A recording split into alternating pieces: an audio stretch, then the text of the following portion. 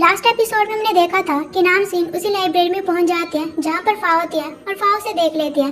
नाम सिंह चाकू लेकर उसकी तरफ बढ़ने लगती है, लेकिन फा उसे बचने के लिए एक जगह पर छुप जाती है। तो नाम सिंह उसे कहती है कि तुम्हें क्या लगता है कि मैं तुम्हें देख नहीं सकती।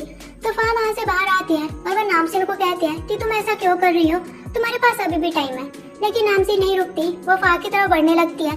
लेकिन तभी नाम सिंह का हाथ जलने लगता है और ऐसा इसलिए होता है क्योंकि एजी ने वहाँ पर पहले से ही अपनी चैंटिंग के साथ थ्रेड बांधे होते हैं। तो फाओ से कहते हैं कि तुम्हारी बॉडी खत्म होती जा रही है और तुम ब्लैक मैजिक में इतना ज्यादा डूब रही हो कि ब्लैक मैजिक तुम्हारे ऊपर बैक अटैक कर रहा है और अगर ऐसे ही चलता रहा तो ब्लैक मैजिक तुम्हें खत्म कर देगा। तो नाम सिंह कहते हैं कि तुम्हें क्या लगता है कि मुझे कुछ पता नहीं है, मुझे पहले से ही सब कुछ पता है। तो फा कहती है कि जब तुम्हें पता है तो तुम ये सब कुछ क्या कर रही हो, क्या तुम टॉप स्टूडेंट से इतनी ज्यादा नफरत करती हो कि तुम उनसे ग्रज निकालने के लिए अपनी लाइफ भी सैक्रिफाइस कर सकती हो। तो नाम सिंह कहते हैं कि ऐसा नहीं है कि मैं टॉप स्टूडेंट से अपनी ग्रज निकाल रही हूँ, मुझे पूरी दुनिया से नफरत है जिन्होंने मुझे ऐसा बना दिया है और मैं पूरी दुनिया को खत्म कर देना चाहती हूँ। तो फा कहती है कि मेरी बात सुनो, हम तुम्हें अभी भी बचा सकते हैं, तुम्हारे पास अभी भी टाइम है। फिर हमें एक फ्लैशबैक सीन दिखाया जाता है जहाँ पर नाम सिंह एक बॉक्स को ओपन करते हैं, उसमें से एक वेपन निकलता है और साथ ही एक मास्क होता है जिसमें कि कुछ सिंबल्स बने हुए होते हैं।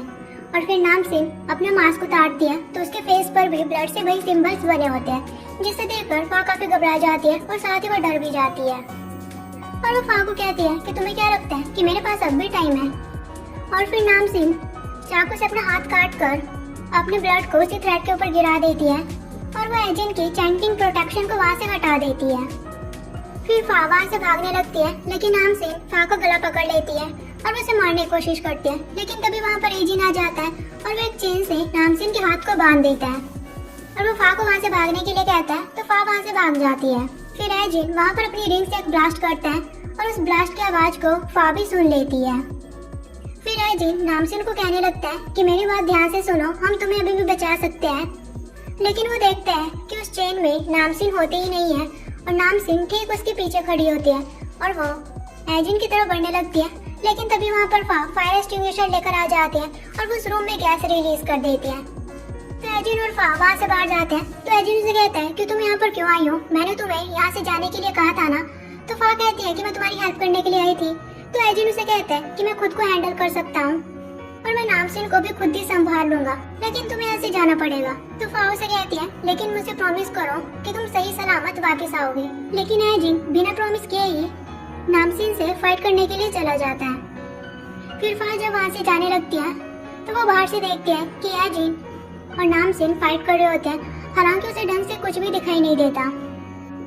फिर फा एजिन के ऑफिस में जाकर बैठ जाती है और उसे बाहर से एजिन और नाम सिंह की आवाज आती है। तो वो देखती है कि वो दोनों उस रूम से नीचे कूद चुके होते हैं। फिर फा नीचे जाती है और वो एजिन को कहती है कि तुम ठीक तो हो ना। तो एजिन कहता है कि मैं तो ठीक हूँ, तुम्हें अपने फ्रेंड के बारे में सोचना चाहिए। वहीं नाम सिंह की बॉडी बहुत ज्यादा वीक हो चुकी होती है और उसे वॉमिट भी हो जाती है, लेकिन वो वहाँ से उठकर चली जाती है। फिर नाम सिंह एक पेड़ के पास जाती है और वो देखती है कि वहाँ पर चीजों की काफी तोड़फोड़ की हुई होती है। तभी वहाँ पर फा और एजिन आ जाता है। तो एजिन उसे कहता है कि तुम्हें क्या लगता है कि हमें पता नहीं था कि ये पेड़ ब्लैक मैजिक का सेंटर था, इसलिए मैंने पहले से ही फा को यहाँ पर सब कुछ खत्म करने के लिए कह दिया था। ये देखकर नाम सिंह कहती है कि ये सब कुछ मेरे साथ ही क्यों होता है, मेरा सिर्फ एक ही ड्रीम था कि मैं इस दुनिया को खत्म करना चाहती थी, लेकिन अब मैं वो भी नहीं कर सकती। तो फा उसे कहती है कि जिस नाम सिंह को मैं जानती हूँ उसका ड्रीम एक आर्टिस्ट बनना था। तो नाम सिंह कहती है कि तुम्हें कुछ भी नहीं पता, तुमने भी मुझे औरों की तरह छोड़ दिया था। तो फा कहती है कि सच नहीं है, मैंने तुम्हें कभी भी नहीं छोड़ा है, मुझे तुम्हारे साथ बिताया हुआ अपना हर एक मोमेंट याद है। लेकिन मैं बहुत ही ज्यादा घबरा गई थी जब मैंने देखा था कि तुम्हारी मॉम तुम्हें मार रही थी और उसके बाद मेरी हिम्मत नहीं हुई कि मैं तुमसे बात कर सकूं। पर वो नाम सिंह को कहती है कि अभी भी कुछ भी खत्म नहीं हुआ, हम दोनों मिलकर सब कुछ सही कर लेंगे। और वो नाम सिंह के पास जाती है और वो उसे समझाने की कोशिश करती है कि अभी भी टाइम है, मैं तुमको संभाल सकती हूँ। तो नाम सिंह कहती है कि क्या तुम्हें लगता है कि सब कुछ सही हो सकता है। तो फा कहती है कि हम दोनों मिलकर सब कुछ सही कर लेंगे। और फिर नाम सिंह रोते हुए फा को हक कर लेती है और तभी एजिन को वहाँ पर कुछ फील होता है और वो कहता है कि तुम कौन हो। तो फा कहती है कि तुम किसकी बात कर रही हो। और तभी वहाँ पर एक एनर्जी आती है जो कि एजिन को उठाकर नीचे फेंकती है। तो फा एजिन के पास जाती है और उसे कहती है कि तुम ठीक तो हो ना। और वहीं वो एनर्जी नाम सिंह को अपनी तरफ खींचने लगते हैं और नामसीन चाकू से अपना हाथ काटने लगती है। लेकिन नामसीन ये खुद से नहीं कर रही होती है, वो एनर्जी नामसीन से जबरदस्ती करवा रही होती है। और फिर नामसीन अपने कटे हुए हाथ का ब्लड उसी पेड़ के ऊपर रगड़ने लगती है। और तभी एजिन देखते हैं कि आसमान की साइड पर एक मिरर बन जाता है जिसमें कि क्रैक आ जाता है और उसमें से स्मोक निकलने लगता है, जिससे कि नामसीन की बॉडी हॉट होने लगती है। ये देखकर फा और एजिन काफी चौंक जाते हैं। तो एजिन अपना कोट उतार कर नामसीन को बचाने के लिए जाता है और उस एनर्जी को रोकने की कोशिश करता है। फिर फा भी एजिन के पास आने की कोशिश करती है, लेकिन एजिन उसे रोक लेता है। तो एजिन उसे कहता है कि अब तुम्हें पता है ना कि तुम्हें क्या करना है। और फिर एजिन एक चुटकी बजाता है जिससे कि वो मिरर वहाँ से गायब हो जाता है और नामसीन बेहोश हो जाती है। और एजिन जब उठता है तो वो बिल्कुल चेंज होता है। उसका फेस बहुत ही ज्यादा स्कैरी हो चुका होता है और अब उसके ऊपर ब्लैक मैजिक का असर होता है। फिर वो एक डंडा उठाता है जो कि वो फा की तरफ फेंक देता है। ये देखकर फा वहाँ से भाग जाती है। फिर फा उसे बचते हुए एक लाइब्रेरी में जाती है और उसके पास वहाँ पर कुछ सामान होता है। और फिर वो इरवा को कॉल करती है और वो कहती है कि मुझे ब्लैक मैजिक से रिलेटेड तुम्हारी कुछ हेल्प चाहिए। और तभी फा वहाँ पर एक फायरफ्लाई देखती है जिसे वो अपने पैर से मार देती है और इरवा को कहती है कि अब मेरे पास टाइम नहीं है और वो कॉल कट कर देती है। फिर फा वहाँ से भागने लगती है, लेकिन एजिन दूसरी लाइब्रेरी में आ जाता है और वो फा का रास्ता ब्लॉक करने की कोशिश करता है। लेकिन फा जैसे कैसे वहाँ से बाहर निकलती है और वो लाइब्रेरी के डोर को बंद कर देती है। फिर फा बाहर जाकर एक जगह पर रुकती है और वो चाकू से अपना हाथ काट लेती है। वहीं एजिन दरवाजा तोड़कर बाहर आता है तो उसके सामने फा खड़ी होती है और वहाँ के वॉल पर फा ने अपने ब्लड से एक सिंबल बना दिया होता है और साथ ही वो हीरे जैसी चीजें लगा दी होती है जिससे कि इल्यूजन क्रिएट हो जाता है। और ये वही इल्यूजन होता है जो कि नामसीन ने फा के लिए क्रिएट किया था, जिससे कि फा नामसीन को नहीं देख पा रही थी। और ठीक वैसे ही अब एजिन वहाँ पर फा को नहीं देख पाता। एजिन को अब सिर्फ फा की आवाज सुनाई दे रही होती है और साथ ही उसे उसके पाँव की चलने की आवाज आ रही होती है। फिर एजिन वहाँ पर कुछ पानी की बाल्टियाँ फेंक देता है और फिर उस पानी से फा के शूज गीले हो जाते हैं, जिससे कि उसके शूज के फुटस्टेप बनने लगते हैं और एजिन उसके फुटस्टेप को फॉलो करने लगता है। फिर फा एजिन को ऊपर ले जाती है तो एजिन देखता है कि फा बिल्कुल उसके सामने आ रही होती है। वो उसे पकड़ने की कोशिश करता है लेकिन उसे पकड़ नहीं पाता और वही फा मौका देखते ही एजिन के पाँव में एक ब्रिक बांध देती है और वो उसे नीचे पानी में फेंक देती है। और एजिन जब पानी में जाता है तो हम देखते हैं कि वहाँ पर एजिन ने पहले से ही चैंटिंग सिस्टम सेट किया होता है कि अगर ऐसी कोई सिचुएशन आ जाती है तो फा उसे कैसे हैंडल करेगी। फिर फा वहाँ पर कुछ मंत्र पढ़ने लगती है जैसे कि एजिन उसे बताया हुआ होता है, लेकिन जो ब्रिक फा ने एजिन के पाँव में बांधी होती है वो उस बैग से नीचे गिर जाती है और फिर एजिन उठते हुए पानी के ऊपर आ जाता है। ये देखकर फा काफी घबरा जाती है और फिर हमें कुछ टाइम पहले का सीन दिखाया जाता है जहाँ पर एजिन फा को कहता है कि अब हम जो करने वाले हैं क्या तुम उसके लिए रेडी हो। तो फा कहती है लेकिन मुझे बहुत डर लग रहा है क्योंकि आज से पहले मैंने ऐसा कभी भी नहीं किया। तो एजिन कहता है कि अगर तुम कंसंट्रेशन के साथ सब कुछ करोगी तो कुछ भी इम्पॉसिबल नहीं है। फिर सीन प्रेजेंट में शिफ्ट होता है और फा अपने गले से एक रॉकेट निकालती है और वो फिर अपनी फुल कंसंट्रेशन से उसकी तरफ देखती है और वो उस रॉकेट को पानी में फेंक देती है।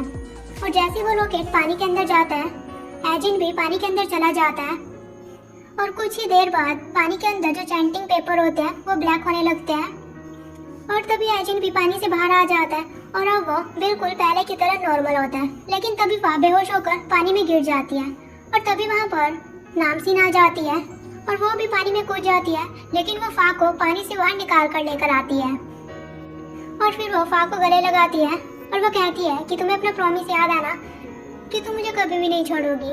तो फा कहती है कि हाँ मुझे याद है, अब हम दोनों हमेशा साथ रहेंगे। और एजिन उन दोनों को साथ में देखकर बहुत ही ज्यादा खुश होता है। वो फा को देखकर कहता है कि आज तुमने जो किया है उसके लिए तो मैं तुम्हें 10 आउट ऑफ 10 नहीं देने वाला हूँ। फिर हमें दिखाया जाता है कि अब उनके स्कूल में सब कुछ पहले की तरह नॉर्मल हो चुका होता है और स्कूल में एक अवार्ड सेरेमनी चली हुई होती है जहाँ पर नामसीन को उसकी क्रिएटिविटी के लिए अवार्ड मिलता है और फा उसके लिए बहुत खुश होती है। फिर फा नामसीन के मॉम से मिलने के लिए उसके घर जाती है और वो उसकी मॉम को बताती है कि नामसीन को आर्ट में बहुत ही ज्यादा इंटरेस्ट है और मुझे पूरा यकीन है कि अगर वो आर्ट से ग्रेजुएट करती है तो आगे चलकर उसका करियर बहुत ही ब्राइट होने वाला है। तो नामसीन की मॉम उसे कहती है कि ठीक है तुम जो करना चाहती हो वो कर सकती हो, लेकिन इस बात का ध्यान रखना कि तुम चाहे जो भी करो तुम्हें उसमें अपना 100% देना पड़ेगा। और ये सुनकर नामसीन और फा दोनों बहुत ही ज्यादा खुश हो जाते हैं। फिर फा स्कूल जाती है और उसे पता चलता है कि अब एजिन ने स्कूल से रिजाइन दे दिया होता है। वहीं एजिन अपना सारा सामान लेकर घर जाता है तो उसे ऐसा लगता है कि शायद उसके घर पर कोई है, तो वो चेक करने के लिए जाने लगता है। लेकिन वहाँ पर फा होती है और वह एजिन को सरप्राइज दे देती है। तो एजिन उसे कहता है कि तुम यहाँ पर क्या कर रही हो और तुम मेरे घर में कैसे आई, क्या तुम्हारे पास मेरे घर की चाबी है? तो फा कहती है कि हाँ बिल्कुल, लेकिन तुम्हें इसके बारे में पता नहीं था, जैसे कि मुझे पता नहीं था कि तुम स्कूल से रिजाइन करने वाले हो, तुमने तो मुझे बताया भी नहीं। तो एजिन कहता है कि चलो वो छोड़ो, लेकिन ये सब क्या है? तो फा कहती है कि ये तुम्हारी फेयरवेल पार्टी है। तो एजिन कहता है लेकिन सिर्फ मिडनाइट तक। तो फा कहती है कि ठीक है। फिर वो दोनों साथ में काफी एंजॉय करते हैं, खाना खाते हैं, गाना गाते हैं और वो काफी खुश होते हैं। फिर एंजॉय करने के बाद फा एजिन से पूछने लगते हैं कि अब तुम क्या करने वाले हो? तो एजिन कहता है कि तुम्हें पता ही है, अब मैं इनिग्मा का शिकार करने के लिए वापस चला जाऊंगा। तो एजिन उसे कहता है कि मेरा छोड़ो, तुम अपना बताओ कि तुम क्या करने वाली हो। तो फा कहती है कि तुम्हें पता है कि मैं क्या करना चाहती हूँ। तो ये सुनकर एजिन कहता है कि काफी टाइम हो गया, अब तुम्हें घर जाना चाहिए। तो फा कहती है तुम टॉपिक क्यों चेंज कर रहे हो? तो एजिन कहता है कि इसलिए क्योंकि मैं नहीं चाहता कि तुम ये सब करो। तो फा उसे कहती है लेकिन मैं सच में वही करना चाहती हूँ जो कि तुम करते हो, और मैं अपनी स्टडी कंटिन्यू नहीं करना चाहती, मैं बस तुम्हारे साथ रहना चाहती हूँ। तो एजिन कहता है लेकिन ऐसा नहीं हो सकता, तुम्हें जाना ही पड़ेगा। तो फा कहती है कि तुम्हें पता है ना कि मेरा ड्रीम है कि मैं कुछ एडवेंचरर करना चाहती हूँ और मैं अपनी लाइफ में रिस्क लेना चाहती हूँ और ऐसी चीजें करना चाहती हूँ जिसमें कि चैलेंजेस हो। तो एजिन कहता है कि मुझे अच्छे से पता है कि तुम ये सब कुछ बिल्कुल नहीं चाहती। तो फा कहती है कि तुम्हें कुछ भी नहीं पता। लेकिन एजिन फा को चुप करवा देता है और वो कहता है कि अब बस बहुत हुआ। लेकिन तभी फा एजिन को किस कर देती है। तो एजिन उसे कहता है कि अब तुम्हारा टाइम खत्म हुआ। और फिर फा जब अपनी आंखें खोलती है तो वो अपने रूम में होती है, जिसमें कि एजिन ने एक लेटर छोड़ा हुआ होता है और उस लेटर में एजिन ने फा को 100 आउट ऑफ 100 मार्क्स दिए होते हैं। फिर धीरे धीरे काफी टाइम बीत जाता है और नामसीन और फा इनिग्मा के बारे में बात कर रहे होते हैं। और फा इंटरनेट पर इनिग्मा के बारे में सर्च करते हैं कि आखिर इस ऑर्गेनाइजेशन का हेड कौन है, लेकिन उन्हें कुछ भी रिजल्ट नहीं मिलता। तो वो नामसीन से पूछती है कि क्या तुम्हें कुछ पता है? तो नामसीन कहते हैं कि मुझे भी कुछ नहीं पता, उन्होंने बस मुझसे कांटेक्ट किया था। और तभी वो दोनों एक आर्टिकल देखते हैं जो कि काफी टॉप में चला हुआ होता है और उसमें बताया हुआ होता है कि आन्या नाम की मॉडल आजकल एक नॉन सेलिब्रिटी के साथ काफी दिखाई दे रही है, जिसका नाम ए से स्टार्ट होता है। और जब वो दोनों उसकी फोटो देखते हैं तो वो कोई और नहीं बल्कि वो एजिन होता है। ये देखकर फा काफी खुश हो जाती है और वो नामसीन को कहती है कि इनिग्मा और एजिन दोनों ही रियल वर्ल्ड में एग्जिस्ट करते हैं ना। तो नामसीन कहती है कि हाँ, जब तक हम इस बात पर बिलीव करते हैं। फिर हम एजिन को देखते हैं जो कि किसी को किस कर रहा होता है और वो कोई और नहीं बल्कि वही मॉडल आन्या होती है। तो आन्या उसे कहती है कि हमें केयरफुल रहना चाहिए, अगर किसी ने हमारी फोटोज लीक कर दी तो एजिन कहता है कि फिर क्या हो गया, क्या तुम मेरे साथ डीप रिलेशन नहीं चाहती हो? और फिर वो एजिन को थोड़ा घूरने लगता है, जिसे देखकर आन्या थोड़ा चौंक जाती है। तो एजिन कहता है कि ठीक है, मैं तुम्हें टीस नहीं करूंगा, अब तुम घर जाओ, मैं कल तुम्हें पिक करने के लिए आऊंगा। फिर एजिन वहाँ से चला जाता है। वही आन्या एक रूम में जाती है और वहाँ पर पहले से ही कोई बैठा होता है। तो आन्या उसे कहती है कि क्या तुम्हें सच में लगता है कि हमें उसे छोड़ देना चाहिए? आज वो बिल्कुल मेरे करीब था और वो हमें पकड़ने ही वाला था। तो वो शख्स आन्या को कहता है कि तुम्हें टेंशन लेने की जरूरत नहीं है, ऐसा कभी भी नहीं होगा। और वो एजिन की लाइव लोकेशन देख रहा होता है और उसकी लाइव लोकेशन में हम देखते हैं कि एजिन के आसपास इन्वा होती है और वो एजिन की फोटोज क्लिक कर रही होती है। फिर वही शख्स विंडो के पास आता है और वो कहता है कि किसी न किसी दिन हम दोनों का एक दूसरे से आमना सामना जरूर हो जाएगा। वही हम एजिन को देखते हैं जो कि बाहर आता है, तभी उसे वहाँ पर एक एनर्जी फील होती है और फिर वहाँ पर लाइटनिंग होती है जिससे कि उस शख्स का फेस रिवील हो जाता है। और इसी के साथ